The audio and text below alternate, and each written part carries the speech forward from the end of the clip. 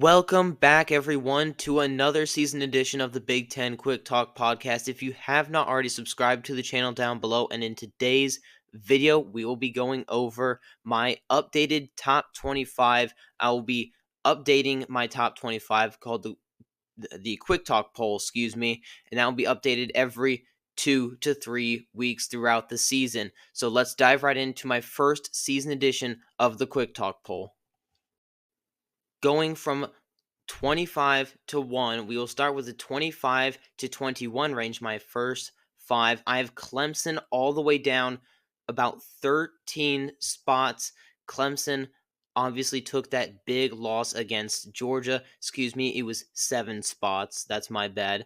Then I had them at 18.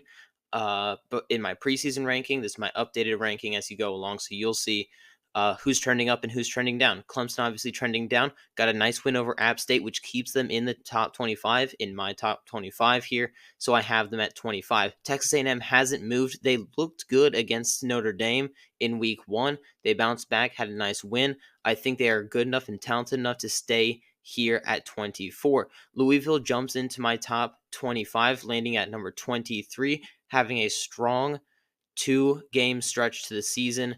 They are 2-0, and they look pretty darn good, and they come up from my unranked section, although I did have them in the 26 to 30 range, so they were knocking on the door. They made their way in. Notre Dame drops a ton of spots in my ranking here. In fact, 16 spots. Notre Dame, great win against Texas A&M in Aggieland, and then they go out and drop a terrible, terrible loss. It's already been discussed at quite a length, so I won't bore you with that loss to Northern Illinois.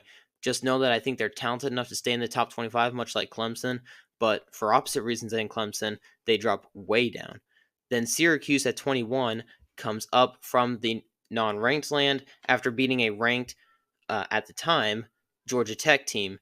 And Syracuse, in my eyes, is a very, very good team. They were a really good team coming into the year. I couldn't pull the trigger on them being in the top 25 at the beginning of the year, but now I can, and I have them at 21, and they are 2-0 to start the season. Now moving to my 20 through 16 range, the next 5 teams, starting with Arizona. They moved down one just because of the luck of the die, you could say. It wasn't anything that they did that had them move down from 19 to 20. It was just more of a there are better teams in back of you that jumped forward. Nothing against Arizona. They've played great, and they have a huge test against Oklahoma State this upcoming weekend. LSU moves down. They took that tough loss to USC, who we will see later on in the video. But then they bounced back nicely.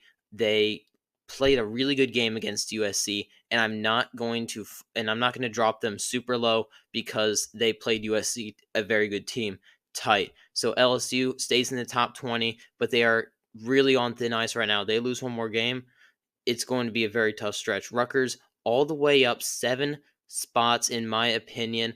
They came out and they have one of the best offenses statistically in the whole country. Who would have thought? It's the upside down world, right, guys? But Rutgers, in my opinion, was always going to be very good. It was a question about the offense, and so far, I get it. They played Howard and some other team. I can't even remember. Maybe it was Akron. But they have shown that they can be really, really good on the offensive side of the ball. Will it translate to the Big Ten play? I don't know. But I'm here for it. I'm here for the Rutgers hype. Michigan drops 10 spots. The only reason it wasn't lower is because they played a top 5 team in Texas. It's just that they got blown out by so much in their house, moves them all the way down to 17. Nebraska at 2-0, beating Colorado. I have them up 6 spots. I had them at 22 in my last poll, and now they are up to 16, knocking on the door. Colorado wasn't a top 25 win. If it was, they would be up higher. But Nebraska, yes, it was a very, very solid win, and they showed that they can do it, and they honestly blew them out, 28-0 at half. The only reason I wouldn't have put them higher, again, not a top 25 team, just a Power 4 conference team, a pretty good one, mind you, with Colorado, not a world beater, but Nebraska, I'm here for the hype, and they will be very good, and they will be way up there by midway through the season because I fully expect them to be 7-0 going into Ohio State. All right, moving into the top 15, 15 through 11, you see there Kansas State stays at 15. They were at 15 at the start of the season for me, and they continue to be here at 15. And they will move up or down very quickly as they have some pretty tough games up ahead. Now, Oklahoma at 14, they're up 6 spots, but they better beware. They can drop a couple games very soon. They have a very tough schedule upcoming, especially in these next 4 weeks. And, if they come out of that, if they come out of this week 3-1, possibly 4-0, I'm all here for the Oklahoma hype. I think they're a very good ball club, but they're going to have to play their best football in these upcoming 4 weeks. Next, you have Oklahoma State, who came up from the unranked. Probably my worst take of the whole offseason was not having them in my preseason top 25. I totally resent that. They're a very good football team, and I think that, they might be the ones who run the Big 12. And I honestly think that, and if you saw my if you saw my Big 12 predictions video, I thought that they would go 11-1. So far, they're proving me right at 2-0. They pulled one out versus Arkansas, and they almost lost that game, but they pulled that one out, and they looked like a tough, resilient team. So they come all the way up to 13, from the non-ranked, in my opinion. Then you have Utah, who's up 2. They look just as bit of a Utah team as can be. Cam Rising looks really good. Hope he's okay injury wise. And then USC is up 9 spots. Don't really have to spend too long on this. USC has shown that they can play some defense, and that's all I needed to see. That's all I needed to see. As I said in the offseason, USC, if they want to take the next step, they're going to have to play elite, not even elite, but pretty darn good defense. And they showed that they could against a very competent offense in LSU. So that's why I have them up 9 spots to number 11. Moving now into my top 10, I just want to remind you guys, if you are enjoying the video so far, subscribe to the channel. The subscriber count just keeps going steadily up. Let's get a huge bump on this video. If everyone here watching subscribed, we would already be at our goal of 500. All right, back to the video. We have Penn State up 2 spots. I had them at 12. Probably undersold them a little bit. They had an impressive win versus West Virginia, and then they almost dropped the ball to Bowling Green, but they came out of that one in the end. Like I detailed in my last video, I think it was more of an anomaly than anything else. I have them up 2 spots to number 10. If they hadn't lost to Bowling Green by so much, they could possibly be right up there at 6, maybe even 5, in my opinion.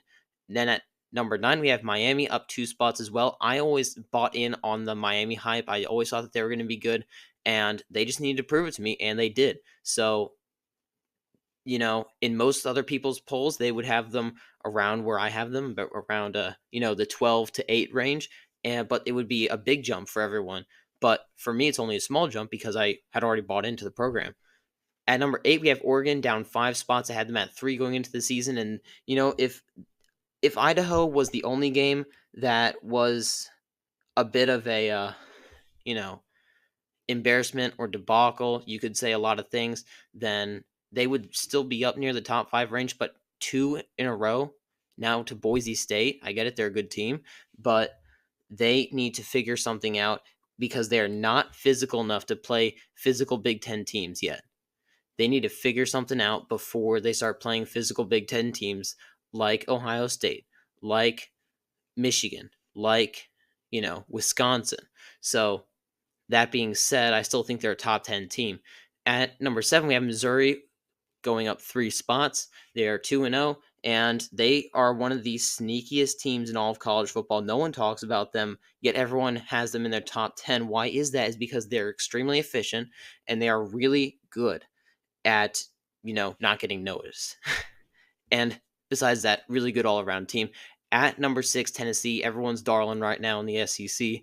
They are up 7 spots, in my opinion. Not quite enough to get into the top 25 yet. Yes, the NC State win was impressive, and their defense looks really good. But again, it's just NC State, who was a lower tier top 25 school.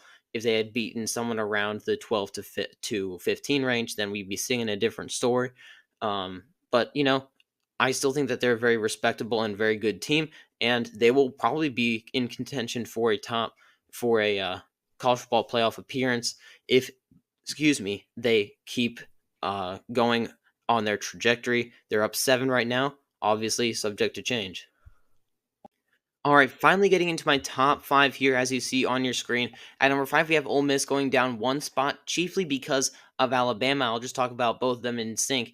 Alabama, in my opinion, has proven to be a little bit better than Ole Miss. I like where they are. I was unsure about Alabama going into the season, yet I still had them at five because I know they're still a great program, and they've proven to me that they can be a really good program. And my questions about Jalen Milroe have been answered. He's actually a really good quarterback. Don't know if he'll win the Heisman, but he's very solid. So I have Alabama up one and Ole Miss down one, but really, I would put it 4A and 4B because they're really close. It's like splitting hairs. Texas up 5 spots for me. I had them at 8, all the way down, all the way up, excuse me, to number 3 because of that huge win in Ann Arbor. I think it was more Texas than it was Michigan. I still think Michigan's a pretty good team, but Texas just outplayed them. And, you know, Quinn Ewers silenced all the doubters and all those people who want Arch Manning to come in and play. So I think Texas is definitely worthy of that number 3 spot. Obviously, they have some huge games coming up, one of them being against their rival in the Red River Showdown in Oklahoma. And we will find out really who they are here in the next coming weeks. They passed the first test, but they still have the mountain to climb. And then at number 1 and 2, I have Ohio State and Georgia. You see those lines there, just means that they were the same from where they are. And no surprise, no nothing. Um, Obviously, all of this is subject to change, and my new ranking will be coming out in a couple weeks. So you want to stay subscribed here so that you can be alerted when stuff like that comes out. Also, I have a Big Ten recap comes out every weekend after all the Big Ten games have been played, and I give you my thoughts on each one, breaking down each game in a timely fashion, like this video was done in a timely fashion. So thank you all so much for watching, and I will see you guys in the next one. See you later.